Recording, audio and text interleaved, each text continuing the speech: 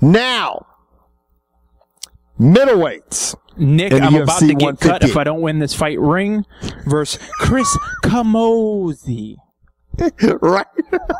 Now, Nick seriously, Ring, Nick Ring, come on, dude. No, bye-bye. Yeah, I mean, he actually, his only loss was to Tim Boetsch, you know what I'm saying? And he is well-rounded. He could beat you in several ways, but he's got from what I've been reading, his contract is a little bit bloated.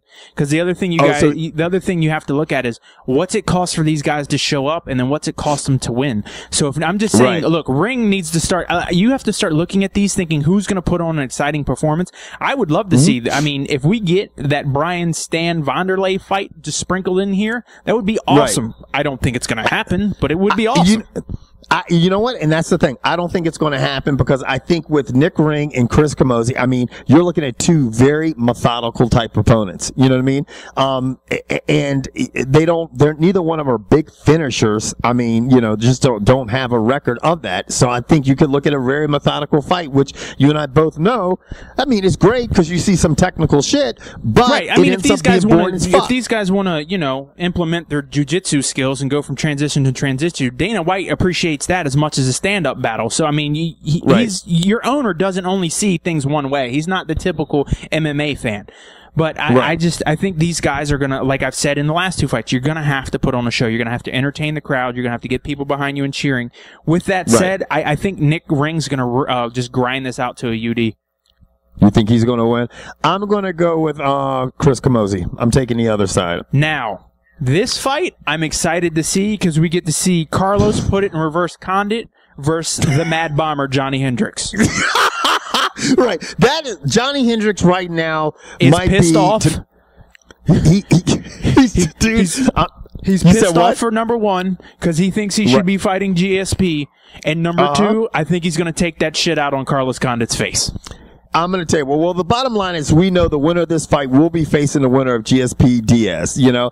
And, I mean, and the thing is that, like fucking George said, Johny Hendricks has been dropping fucking welterweights left and right. I mean, he fucked up Kampmann, Fitch, Waldburger, and Brenneman. He's dropped all of them. That's 4 knockouts out of his last 7, and from good opponents. Yeah, the only thing I'm worried about is Hendricks going in there getting overly excited and getting sloppy with his punches and having Condit counter and finish him.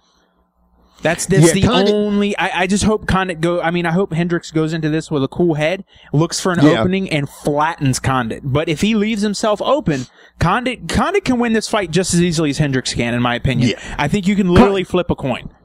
You really can. Condit, you know, we all know Condit's a very smart and very technical fighter. If he can keep distance and he's excellent at keeping distance. And we saw what he did with Nick Diaz. He frustrated the fuck out of Nick Diaz. If he can do that with Johny Hendricks, then he can easily win this fight. The problem is the difference between Johny Hendricks and Nick Diaz is that Johny Hendricks has the ability to make your ass snore with one shot. Nick Diaz does punches and bunches, gets you tired, wears you down, and makes your face look like a tomato.